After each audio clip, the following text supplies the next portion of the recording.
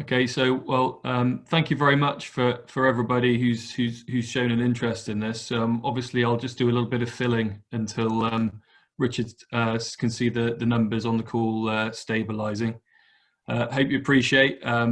If any of you have already done one of these before, it's kind of odd, stood in a room in your house on your own, speaking to lots of people with very little feedback. We have taken the liberty of muting all of the lines. But there's still plenty of opportunity for you guys to feed back into the discussions.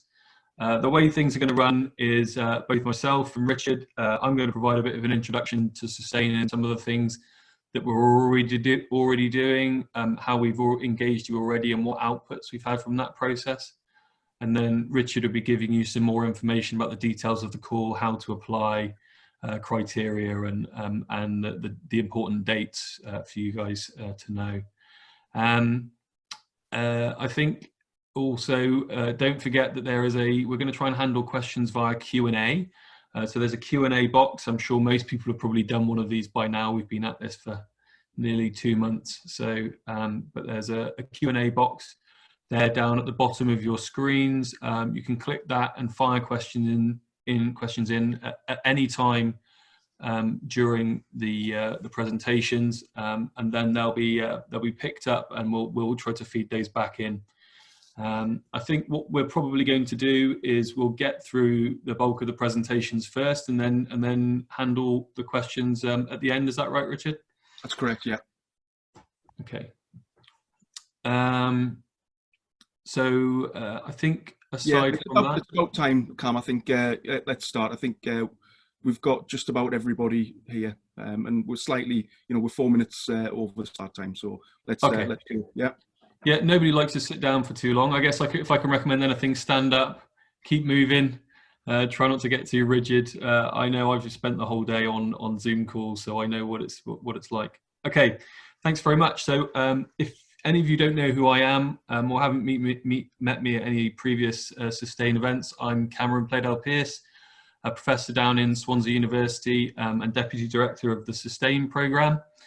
And then Richard, obviously, is the Programme Manager for Project Manager for Sustain. And we're going to try and, first of all, I'm just going to try and provide a bit of an overview about what Sustain does, why we're doing it, and what the research scope is. And then Richard will provide some more information for those who've just joined on the details of the call. Okay, so I think the first thing I wanted to cover was, well, why and how did we create Sustain, and how did we create it? It's important to think about the history of where the industry's gone in the UK. So there's been a fragmentation of the UK industry.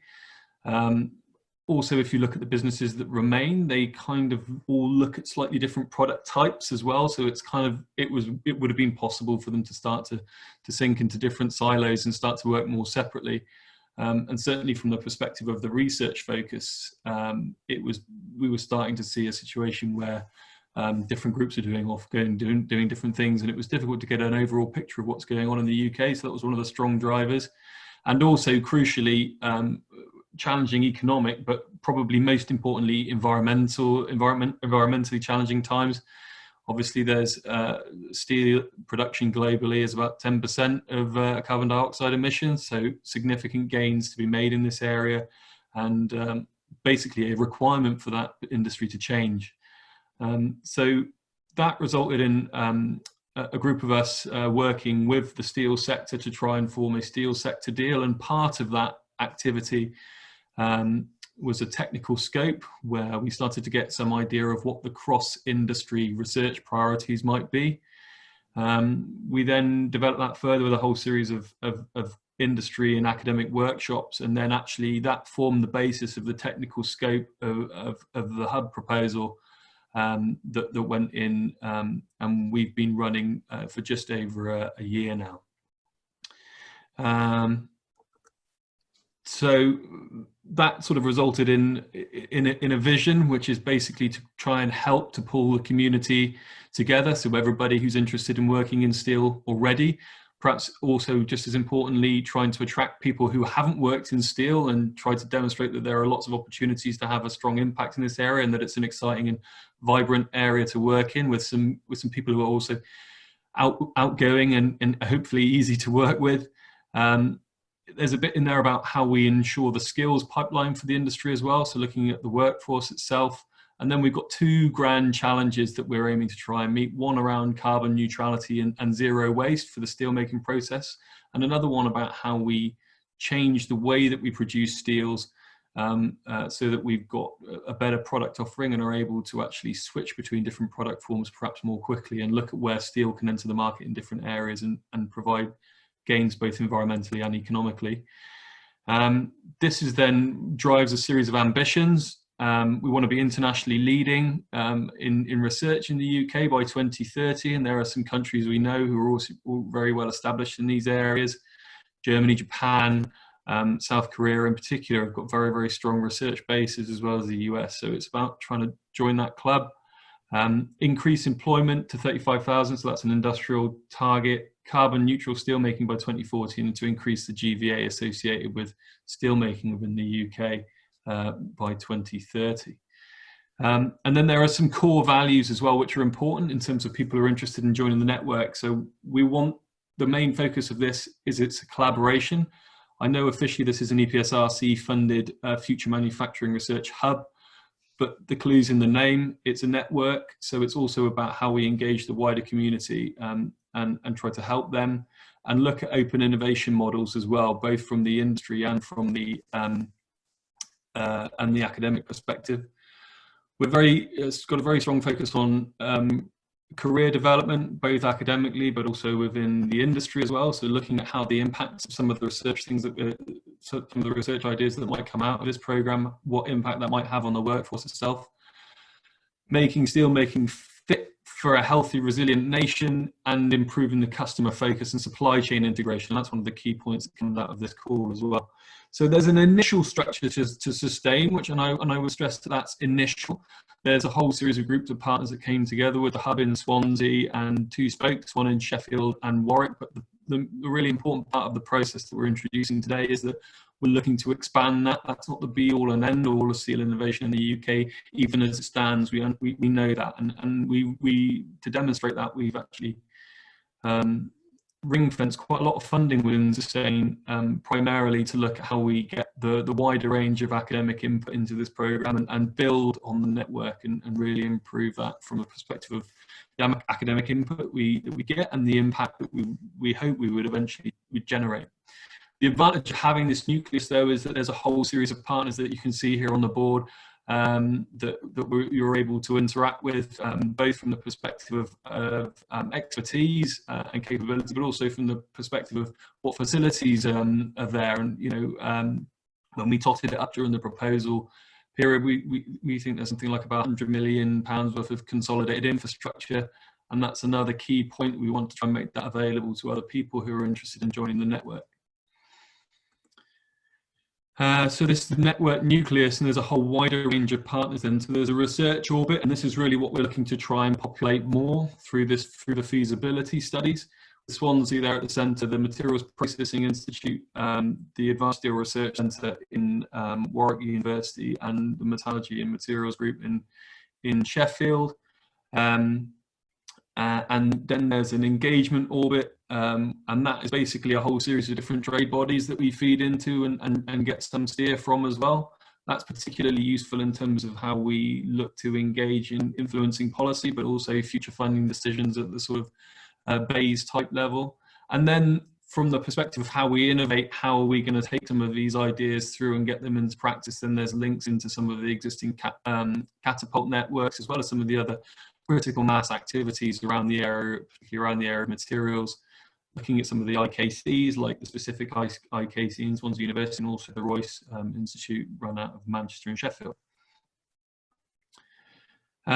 Just in terms of where we sit in the whole spectrum of UK innovation, then obviously down the sort of technology readiness level of areas 1 to 3. So we really are looking at sort of new ideas, bright ideas, and things that can drive forward sort of 5-year time horizons. But it's important to note that we are actually very strongly linked into the industrial strategy from the Innovate perspective as well. So personally, I sit on the R&D committee for UK Steel by way of example, and also on some cross-sectoral groups as well that feed into, for example, the Transforming Foundation Industries cluster, and we're always looking at how we can help both the hub and spoke institutions within Sustain, but also the wider network of academics across the UK as well, into those programs, and work with some of the industrial partners of Sustain to provide impact through the technology readiness level as well. And then from the business perspective, of course, to get these ideas actually realised at the end game, we're looking at sort of more capital intensive programs, and that's where things like the Industrial Energy Transformation Fund and the Clean Steel Fund comes into play. So the point is that as a critical mass activity within the UK, we've got a clear idea of where Sustain should be contributing. So the research, I guess, what I'm going to try and talk through now is just a very, very quick, it's very challenging actually. I'm going to try and do this as quickly as I can to get through what we're already doing, because obviously we're looking at activities that are complementary as far as the Sustain feasibility studies are concerned. So we have these two grand challenges: carbon neutral iron and steel making, and world leading and smart steel processing, generating world leading intelligent infrastructure. We've got some scientific platform areas that we're looking to try and address: characterization and monitoring, computation modeling, big data, high temperature reactions, and kinetic and metallurgical rules. And then there's a whole pyramid structure then basically of activities that help us to build towards that. So grand challenge one is really about how do we revolutionize the material cycle? How do we reduce the energy impacts? How can we control the emissions that we end up having to generate irrespective of that? And then how can we improve the processes that we're using that build on those foundations to generate new products and future processes? To be a bit more granular, we break these down into sort of 5 themes that you can see on the board there. I won't waste time by reading them all out. And then within those, there's a series of tasks. So task 1 is mainly focused around carbon capture utilization, specifically looking at different gas absorption techniques and separation techniques, pressure swing and temperature swing reactors, and some biorefinery approaches to looking at how we digest and exploit the CO2 that we're generating in processes. Zero waste steel making focuses both on waste reuse through integrated route, and primarily that's at the moment about looking at societal waste streams, plastic and paper waste going into blast furnaces, and also how do we increase the resilience of the steel industry to different residual elements. So just a nice point of clarification for you guys in terms of scope. That's not looking at how do you disrupt the supply chain, but it's looking at, well, if we assume that we're going to get increased levels of residuals as we recycle more scraps and more elements in that we don't necessarily want, what do we do within the process that enables us to be able to control that a little bit better? Task 4 and task 5 are really more data-driven activities. There's a differentiation between the two though. So the Digital Steel Innovation Cluster, that's what DSIC stands for, is focused much more on the data science side, looking at things like blockchain, computer science approaches that you might take to how you disrupt the supply chain, but also looking at how you improve the flow of materials and communication between supply chains from a data management perspective as well. And then also some stuff on what you might expect to be data science, artificial neural networks, probabilistic methods, and how we apply those to different processes in the steel supply chain. Task 6 and 7 around how do we tackle the energy intensity of the process rather than what do we get out at the end, which is more task 1. That's for task 6, that's looking at refractory structure property relations. So how do we maintain a good delta T at our high temperature interfaces throughout the process, and also thermoelectrics. So how do we exploit the temperature differentials that we still have, even when we've optimized those interfaces. And task 7 is looking at how we look at generating some new disruptive processes in steel making. So 1 is focused on near net shape processing, specifically belt casting, how that affects microsegregation. And the other is looking more at how do we use hydrogen to reduce raw materials. So not hydrogen combustion, but specifically how is hydrogen used to chemically reduce iron ore. And then from the new processes and new products, we've got sensor technologies. Again, that's very broad, but what we're focusing on is electromagnetic sensors and how we can use those electromagnetic sensors to track microstructural changes online, so very, very quickly without having to take the material away, cut it up and have a look at it. And then from task 9, we're looking at metallurgical challenges that have impact across the different industries, across the different metallurgies. So very fundamental metallurgical problems that have an impact on how we might be able to differentiate our products without necessarily changing the chemistries. And that activity has been run at Sheffield is primarily focused on examining in a fundamental manner, the austenite to ferrite transformation, or ferrite back to austenite transformation, and seeing how we can generate better understanding of that to generate improved properties. So those of you who are metallurgists will probably get that. Those of you who don't, by all means, have a look at the website. So that's what I wanted to say. We'll be circulating these slides at the end of this call, so you'll have access to all of this information, but most of it is essentially derived from the stuff which is publicly available on the website anyway. So I really suggest go on there. There's a lot more detail than what I've been able to provide in this very limited segment. So really worth a look to get an idea of what we're already doing. So then I guess the important question for you guys is, well, why would you apply in the first place? I think primarily critical mass and coordination of research is really, really important. Yes, from the perspective of the impacts of the research and that we're not duplicating, but also because just within running Sustain for the first year as we've already identified lots of areas, because we're quite multidisciplinary in the research that we're doing. We've already identified lots of areas where we can help each other. And I think as we expand the network, as we expand the number of partners, that's only going to improve as well. And we really are trying to generate a supportive and open community. We like to think that we're relatively easy to speak to. And we'd really welcome more input from a much wider range of academic stakeholders as well.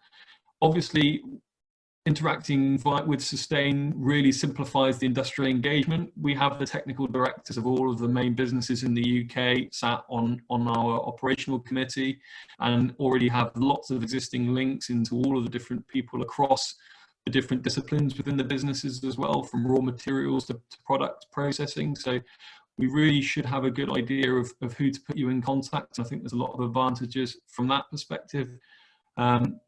We're quite well coordinated and tied into government as well. So it's about how can we use your research and your input and help you to influence future policy, and also funding decisions that percolate down through UKRI and actually end up in calls that come back out to you in the community as well. I think I mentioned earlier on the access to facilities, and that's a part of the call, which is sort of explained in more detail in the call document. But we are able to provide access to the facilities from the Sustain partners if that is of interest or helpful for you. If it's not, that's also fine. And finally, of course, because we're a hub and we've got more flexible funding allocations than, say, a standard responsive mid grant, there are opportunities for further flex and follow-on funding to support your research should you decide to join. I think the last thing I want to say just on this introductory side is that we have, whether or not you're successful in applying for a feasibility study, we're also trying to engage that broader network. These are some pictures from our event that we got in the Royal Society, for those of you who are on a call who were there, and we'll continue to do that. So I think we will always try to work for the best interest of those people who want to work in steel, because there's a mutual benefit to that, whether the proposals into this are successful or not. So just picking up on that, I just wanted to run through, I won't do this in a huge amount of detail because all of this information is available to you online, but is useful in terms of the history of this call. So again, those of you who went would be aware, and those of you who aren't, we ran a engagement event in December in the Royal Society, and obviously it was really good, one, to get an event in before everybody couldn't meet each other anymore, so that was quite nice, but also because it was good to get the community together and start to have those individual conversations. I recognise that's something that kind of missing now we're in this online world, but also what we used this event for was to try and define the scope for this call. So we had a series of workshops focused around the 2 grand challenges. And then what we've done is we've taken that and that output from that activity, and we put them in, there's just presenting a couple of infographics that give you some ideas of the areas of prioritization that came out of that for activity. So for Grand Challenge 1 around disruptive technology, materials and energy, and for Grand Challenge 2 around societal change and education, different business models, life cycle analysis and product tracking. And And there's a whole series of suggestions of different areas that came out of that prioritization that was done both by industry colleagues and academic colleagues. Now, this is a very slimmed down summary. These two infographics are very slimmed down summaries, really, of what we got. And again, what I'd suggest you do is if you go to the Sustain website, we'll circulate the link for this, but there is a whole series of outputs. In fact, I think the link is here. So there's a whole series of different outputs that have come from that on the website in much more detail. So there's all of the different ideas and interesting areas that came out of that. And I think it's really worth going to look at that when you're trying to think about how you might want to contribute with the feasibility studies that you put in. So I think that's all I wanted to say from an introductory standpoint. And I think now I'll pass over to Richard to give a little bit more information about the details of the call. Thank you very much, Cameron. So I just want to basically go over the call itself and sort of the eligibility side of things, and just give you a bit more information about how we are going to manage this in the lead up to the submission. So I'm just waiting for the slides to hand over, which they have. So effectively, you know, we've got Sustain lasts for 7 years, as I think Cameron mentioned before, and we've got money to use for feasibility studies. You know, there's other platform funding and spoke funding in there that will come later on, and you know, we're happy to talk about that as well in the future. But for now, we're dealing with this first call, which is initially 3 awards, roughly £50,000 each, just to do a feasibility study that'll then hopefully lead on to further research and allow people to start joining the Sustain network and becoming part of the team. It's open to UK-based academics from non-Sustain affiliated universities. There's no nepotism here. You know, we really want to get more people involved. The more the merrier. We want to get people who aren't currently involved with steel. We want, you know, some really novel ideas coming in there, because you know, that's what it's all about. I noticed we've had a question in the Q&A about eligibility that we'll deal with later. So as a timeline, we've launched the call on the 15th of May. We have the webinar today. We're planning a Sandpit on the 3rd of June, which I'll come to in a few minutes. And the call 1 closing date will be the 13th of July at 2 p.m. We're planning to have the evaluation sort of mid-August, and then the grants will be announced and feedback will be given in September. There's a caveat there at the bottom about the starting of the project, but given the COVID-19 situation, this may change, and we're going to have to look into that depending on what happens in the coming months. But for now, you know, that stands as stated. So the scope of the call, if you look at the documents that came from the engagement event, there's for the 2 grand challenges, there's a mapping there of you know what the ideas should be, what the scope should be. There's even a list of potential ideas that you can use to sort of work from. But in general, you know, I've got it in parentheses there. I'll read it out. Proposals should demonstrate the potential to significantly improve the UK steels industry's carbon footprint through direct changes and augmentations of systems and processes, the introduction of novel technology and provision of digital methods for tracking, improved supply chain management and closed loop recycling of products.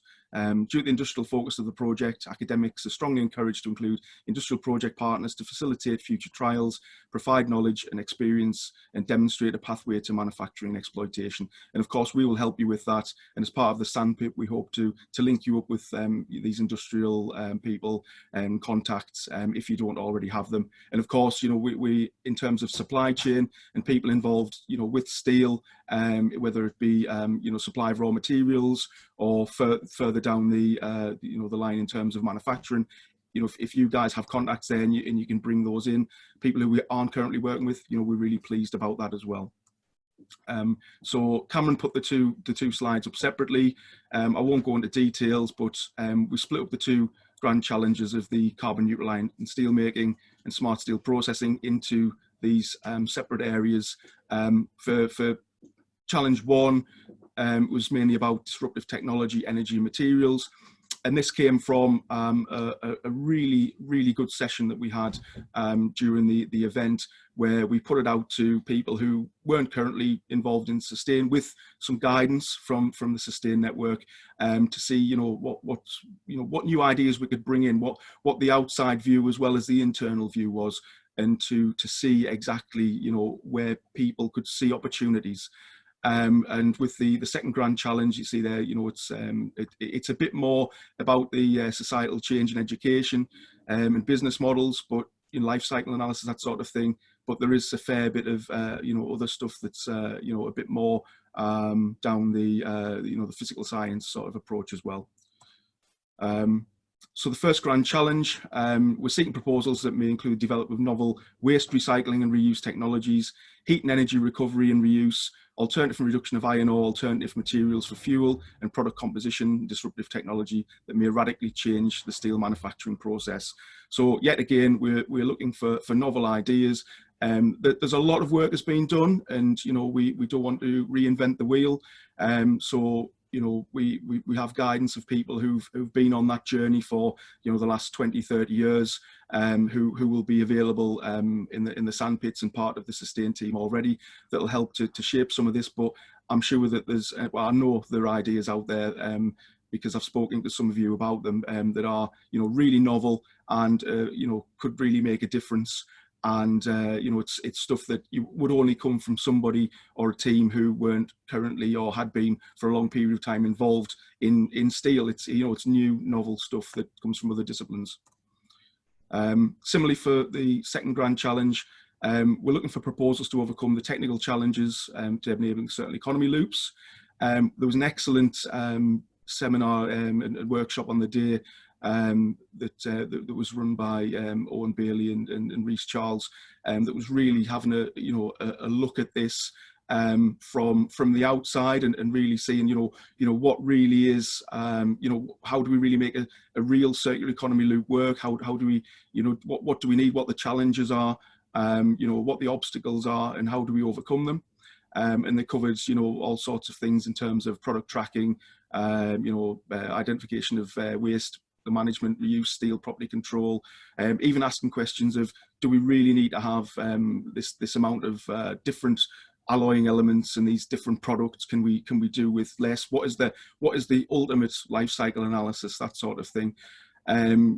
It should build upon UK's industrial strengths and identify methods that are synergistic across industries, which is great as well. I don't think we've really touched upon that in the UK as deeply as we could. And seeking proposals to assist in providing the means to alter current business models, develop, maintain, implement long-term life cycle analysis, and that sort of thing. So it's that sort of thing, but coming from an outside perspective, and what you guys can actually bring to this in terms of new ideas that we can then fund as part of the call. So the process, we are going to put a Sandpit type event up on the 3rd of June.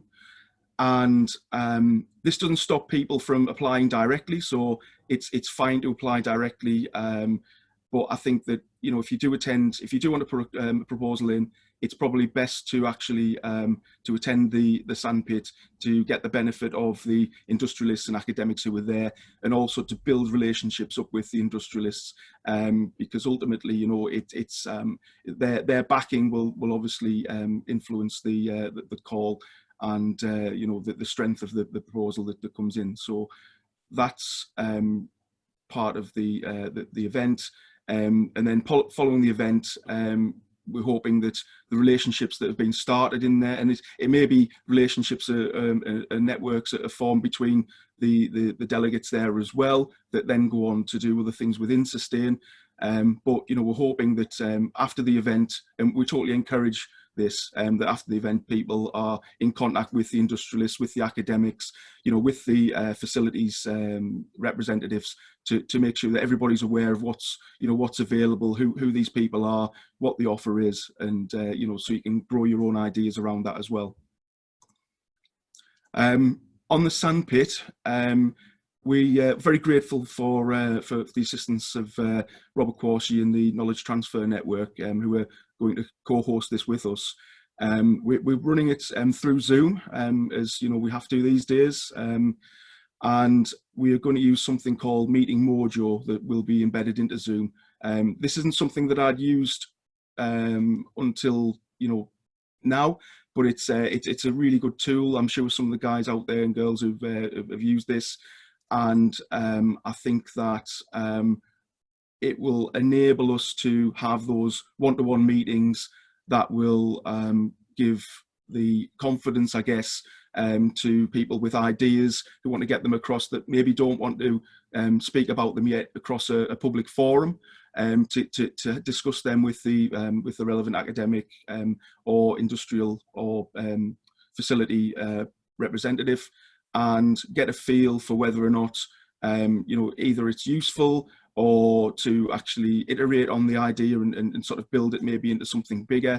But effectively, we're going to use Meeting Mojo, and this will allow you to book meetings with the representatives from the different areas. So we've split that up for the 2 grand challenges across energy materials, disruptive technology for GCRA 1, and product tracking, LCA, new business models, and societal change in education for GCRA 2.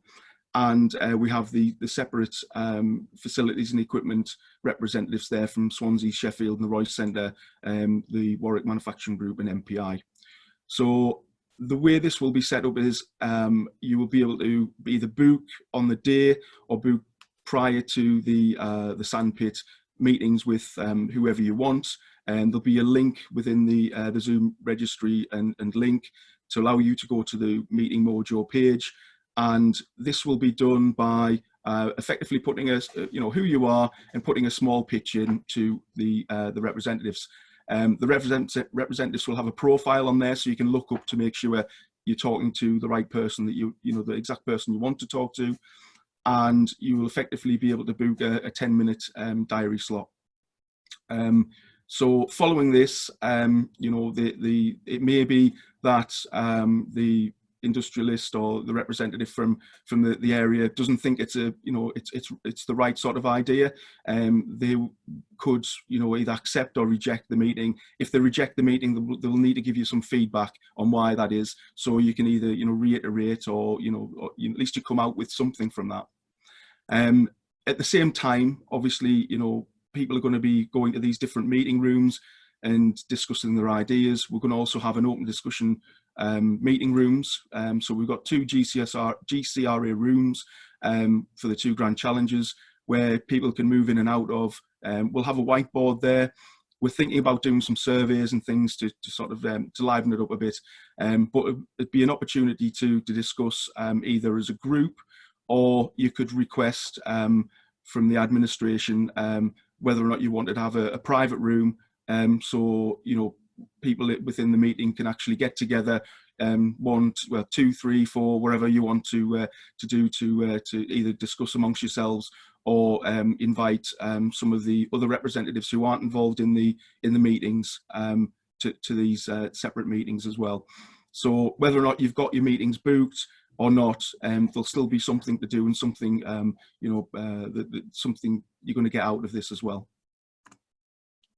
So the agenda for the 3rd of June, we're going to start 10 o'clock prompt with a brief introduction. At 10:15 we'll split into the Grand Challenge rooms, and there'll be a brief description of what's going to happen. And from 10:20 to 12 we'll have the one-to-one meeting sessions, and in parallel to that we'll have the open project discussions.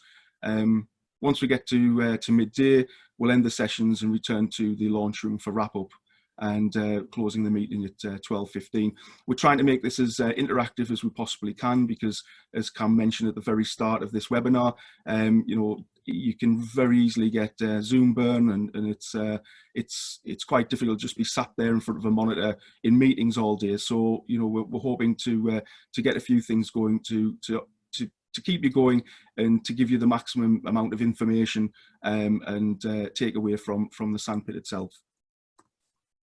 Following the Sandpit, We're going to set up some surgeries as well. So it'll be myself and Cameron and maybe some of the other sustain management team, where we can have discussions about calls, about the strength of certain aspects of calls. If you have any issues with the proposals, whether you are whether you're maybe sticking for getting support, or you need some ideas for maybe some industrial inputs or whatever, we're going to open these surgeries up sort of one a week, one maybe probably an hour a week, where you can book your time with either me, Cam, or another member of the team, and just discuss your proposal or any issues, or your thoughts on how things are going.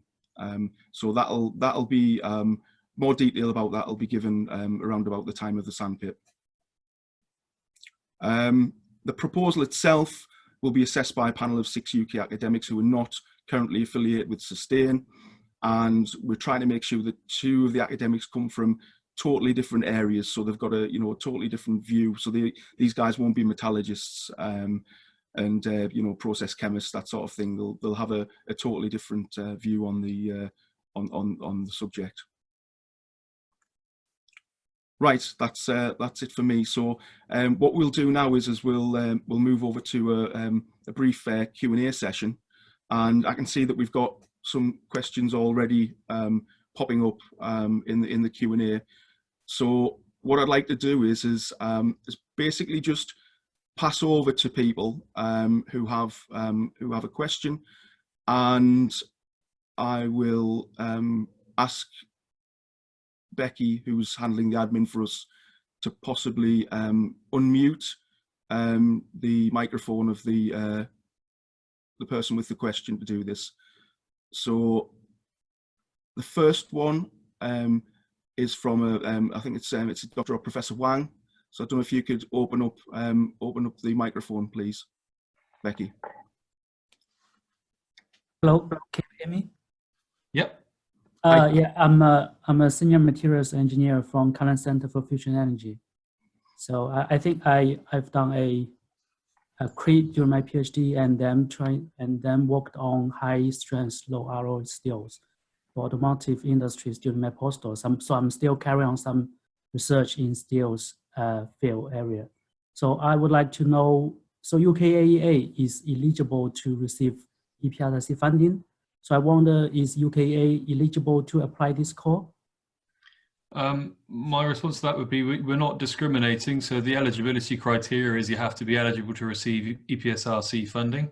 If you're eligible to receive EPSRC funding, then there's no barrier for you to submit a proposal. Okay, that's great. Because we are not from universities, so it's research center. Yeah, I think you have to. So look back at I think there's a link in the call document to the EPSRC eligibility criteria. So if there are any concerns because of that particular circumstance, then I'd go back and just double check that side. But we'll follow those rules by the letter of the law. Okay, brilliant. Thank you very much. Thank you. So the second one, Becky, is from Dr. Rhys Charles at Swansea.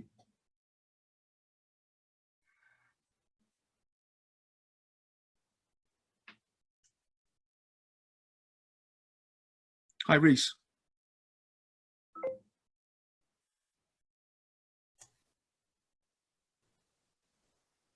We're getting nothing from Rhys. I'll read it out.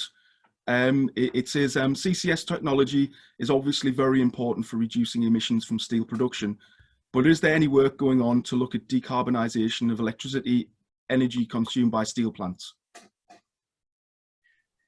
So the answer for that within the context of sustain is no.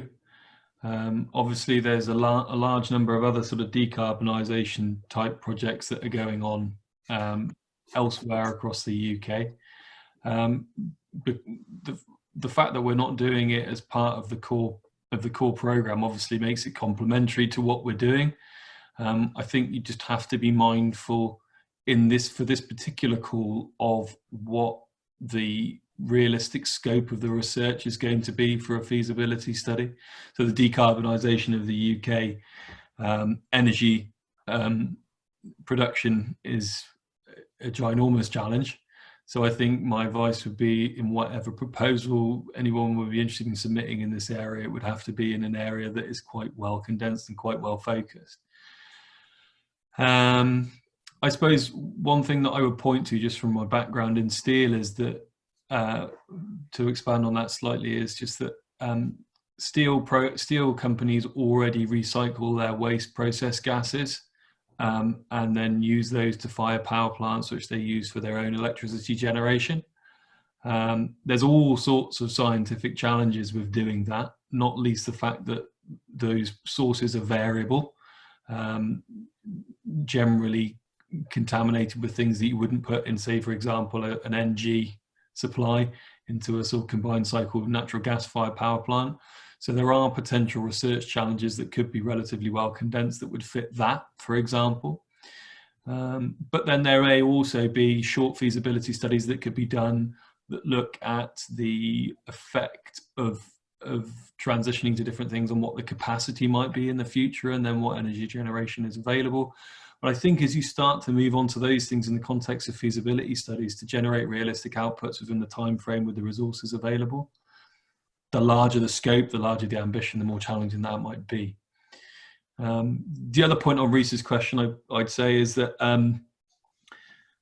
CCS technology, he referred to CCS. So I guess the only other thing to say is that we're focused more on CCU as a sort of a longer term challenge than we are on CCS. So that's another important distinction, particularly on the capture side. It's, we're working a lot on the capture side, because one of the challenges that's particular to steel in this field, which I know has been looked at a lot more widely, is the fact that there are particular gas streams for steel that have particular levels of contaminants and particulate matter with particular different elements in there, and that fact that varies depending on whether you're looking at a blast furnace or an electric arc furnace or coke ovens or a sinter plant or whatever.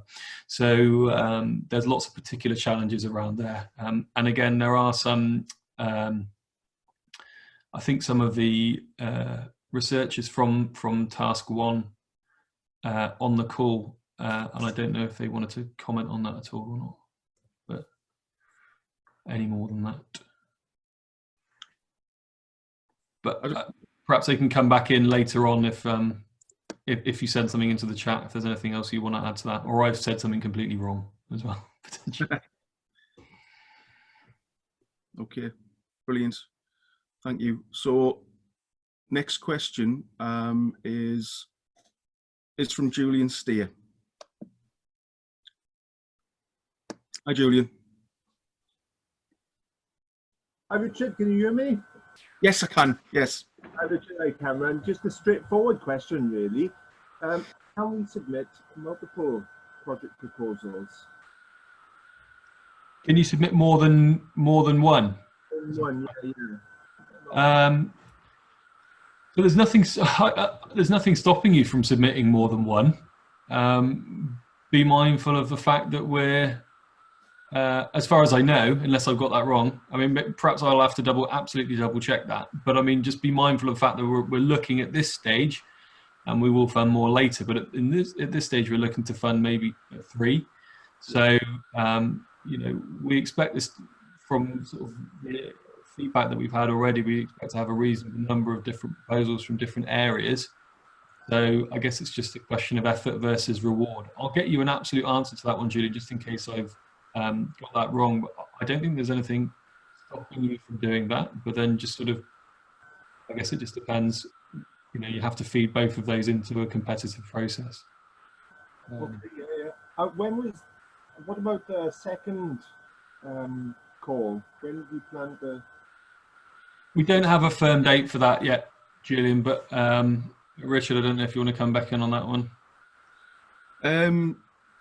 Yeah, just to sort of say exactly the same thing as Cam. I mean, we probably we'll probably have something out towards the end of the year, I would say. So it all depends. It all depends on what comes out of this and some of the other activities we're doing. We just sort of seeing how we're getting a feel with this first one before sort of moving on. So I think there will be one soon, but we haven't really decided exactly when. We're working with other hubs, obviously, who have already run some other feasibility study things before, and we've tried to feed as much of that experience into this process as possible. But I think we'd still want to see how we go with these projects that are awarded at this stage first, at least to some degree, before we think about launching the next call. So I think you're looking at probably around a year minimum from now. Yeah. Okay, thanks very much. Brilliant. So there's another question. I guess it's very similar to Julian's, but it's sort of continuing on from that, from Ed Pickering. Hi, Ed. Hiya. Apologies if you already covered this, guys. Thanks very much for the information, by the way, which is about the application process. It might be a bit premature, but I know it's only 2 months away now. So will this be via JES, and what sort of the submission length and that sort of stuff? So the guidelines on the submission length are in the call document itself, which I think is available on the website. Yeah. Yep. So it should be available there on the website somewhere close to where you found the registration for this, I would have thought. From memory, it's for maximum of 4 pages, A4, I think, and there's for a case, and then a form which is kind of equivalent to other JES boxes. As far as I know, it'll be a submission by email. We don't have any specific portal set up, as far as I know. I don't think these are coming in via JES. Okay, thank you very much. Cheers. Unless Richard from EPSRC comes in and slaps my wrist on that one, but I'm pretty sure that they're not going through the JES process.